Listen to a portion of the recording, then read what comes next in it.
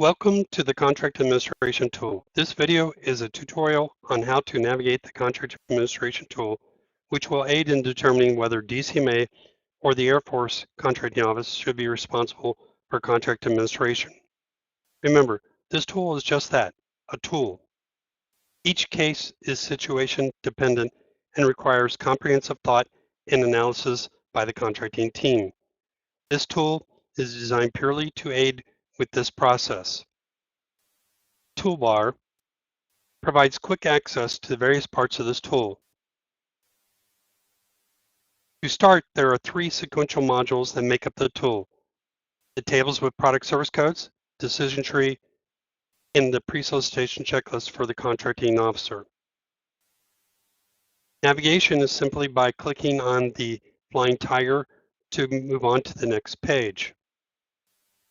At the bottom of the home page, there is a hyperlink to email our office with comments and suggestions. By clicking on the flying tiger, it'll take you to the next page. However, in an effort to save time, I have already opened the pages we will be discussing in separate tabs, and I will hover over the links to the next page before advancing. Again, to navigate to the next page, click on the flying tiger, and it'll take you to page 2, which is CAT Basics. Those are the FAR supplements that tell you about contract administration, and they are all hyperlinked on this page. Moving on, by clicking on the flying tiger for next, you'll come to the PSC or product service code table, and it's broken out into the various alpha and numeric codes. I've chosen A, which provides of the 880 service codes that begin with A. You'll notice that in the column for determination, a lot of them have non-mission listed, though not all of them. Non-mission simply means to DCMA, when they see that product service code listed as your primary product service code, they have determined that it typically does not represent a part of their core mission, and they typically would not provide contract oversight. Again, I say typically because there are exceptions virtually to every one of these rules. Moving back to the product service code table, at the bottom you'll notice there's a next. That'll take you to the decision tree, and it's broken out into 3 branches: service, supply, or low value, low risk. Low value, low risk, it's below $300,000, and there's no risk, meaning there's no cost cleanse, no GFP, and the like. I've chosen supply, and if you click on the hyperlink in the middle there, it'll take you to supply decision tree, and it's broken up into various questions. I've gone ahead and opened up all those questions.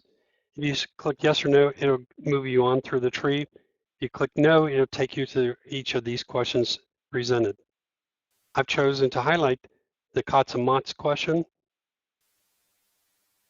COTS and MOTS means commercial off the shelf or military off the shelf. What that means as far as administration is, since it's off the shelf, ready to be shipped, there's virtually nothing for DCMA to administer. However, don't be confused by the word commercial. Commercial could be many things, to include off the shelf, or it could mean it's a commercial item that could take years to produce. Going back to the decision tree, if you get down to the bottom by answering no, it's going to take you to pages essentially says DCMA probably will provide contract administration. Again, there are 3 parts to the decision, or 3 branches to the decision tree: service, supply, and low risk. Moving on to the next part of our tool, that being the scenarios and standards. You'll see there are several scenarios and several standards. I'm going to go ahead and click on the 18 DFARS exceptions under the standards. And here's a listing of those items. The DFAR says in those cases where one of these accept that DCMA won't provide administration. However, there are a few exceptions to that, one being a simulator operation, whether it be aircraft or missiles, simulator operations on the military installations. DCMA typically will provide oversight for that. If in doubt, over the left toolbar, look on the POC list and contact your DCMA rep and ask for advice. Lastly, by clicking on to the checklist, there are several items in the checklist to help you determine whether or not you're on the right path, and simply navigating it, you would use the line tagger again. In closing, remember, this is a tool, and just that, a tool. You're still required to make the best decision. Your knowledge, what's written in the FAR supplement, and support from your DCMA reps. Thank you.